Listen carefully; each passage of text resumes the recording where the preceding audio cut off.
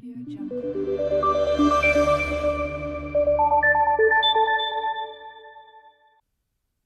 тавианы бизнес хөгжлийн хамтын ажиллагааны хүрээнд хэрэгжих 100 инженер хөтөлбөр Дархан аймгийн нийгмийн арчлал Монголын залуучдын холбооны тавьсан саналын дагуу Монгол улсаас шалгарах 100 оюутны 30-ыг Дархан аймгийг сонгон шалгаруулж 100% тэтгэлэг хөтөлбөрт хамруулахар болжээ. Энэхүү тэтгэлэг хөтөлбөрийн хүрээнд Чиен Куо технологийн их сургуулийн төлөөлөгч нар өнөөдөр Дархан хотод ирж ерхий боловсролын сургуулийн багш сурагчид болон оюутнуудад мэдээлэл хийсэн юм а. Дархан аймгийн нийгмийн арчлал Монголын залуучдын холбооны залуусынхаа ирээдүйн эх орны хөгжилд хувь нэмрээ оруулах үүднээс инженер, нарийн мэргэжлийн боловсон хүчинг аймагтаа бэлтгэх зорилтын хүрээнд тус сургуультай хамтран ажил санал тавьсны дагуу энэхүү биелэл олж байгаа жээ.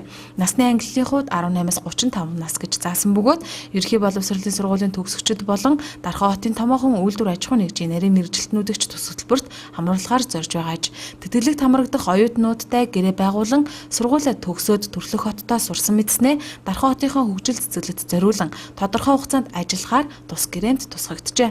Боловсролын асуудал дээр бол нэлээд боломжтой хандж байгаа. Яг гэвэл энэ хөтөлбөр бол аль нэг дарган ч юм уу аль нэг одоо тий хүмүүсүүдийн танил тал харсан ийм одоо хөтөлбөр байхгүй. Болж өгвөл бид нар бол одоо яг тэр анхан шатанд яг энийг хүсч эрэлхийлж байгаа тэр залуучуудад энэ хөтөлбөрийг хүргэхийг бол зорж байгаа юм аа. За энэ ч утгаараа бол одоо боловсрол соёлын газар дээрээс бид нар судалгаа аваад математик, хим, физикийн хичээллэлээр одоо бас тодорхой хэмжээгээр өндөр амжилт үзүүлсэн. Дээр нь бол яг энэ чиглэлээр нарийн мэргэжлийн бас инженер болох тийм хүсэл сонирхолтой одоо яг энэ жил 12 дугаар ангид төгсөж байгаа төгсөгч нарын судалгааг наривчлан гаргуулж аваад тэн дээр бид нар ихний ээлжинд бол одоо сонгон шалгаруулалтаа хийхээр төлөвлөж байна.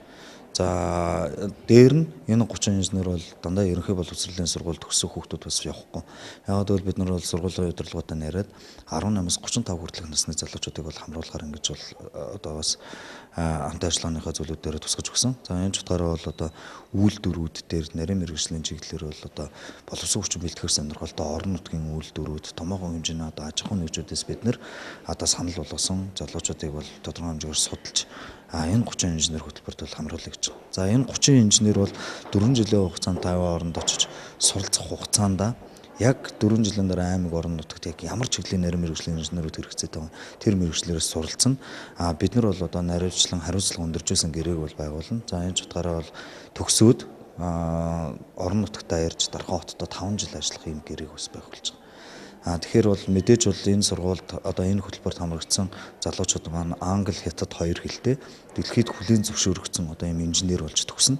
Гэсэн хэдий ч гэсэн бид нар бол дэлхийн одоо хөдөлмөрийн зах зээл дээр эдгээр залуучуудаа алдчихгүй тул Монгол улстай тэр дундаа бол Дархан хотод ирж ажиллах нөхцөл боломжийг нь аймаг орон нутгийнхаа удирдлагуудын түвшинд бас саналуудаа тавьж за цаашлаад бас эдгээр залуучууд маань бас үүрэг хариуцлага ухамсарлаж орон нутгаа тэр дундаа Дархан хотын дараагийн хөгжлийн төлөвлөлт эдгээр залуучуудад одоо бас тэ хувь нэмрээ оруулах юм боломж олно гэж бид зөвсөөс үзэж байгаа маа.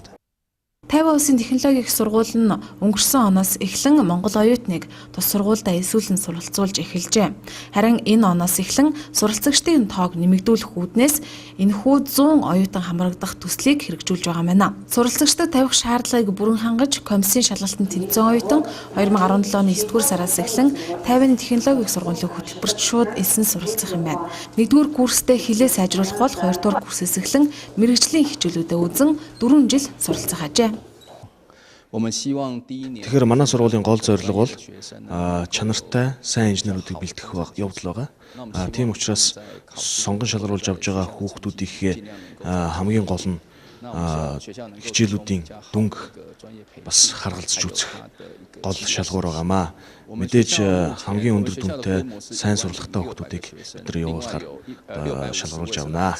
Манай сургуульд өнөөдрийн байдлаар 650 гаруй гадаад орны оюутан суралцдаг. Монголоос 10 оюутан суралцдаг байна. Нодлон жилээс жилсэлтэй авсан. Тэгэхээр энэ жилээс ахуулаад бид Монголоос суралцах оюутнуудын тоог нэмэхээр одоо шийдвэр гаргаад 100 инженерийн хөтөлбөр гэж арга хэмжээ зохион байгуулад эхэлж байна. Ирэх жилээс бас энэ чиглэлийн арга хэмжээнүүдийг авах болно.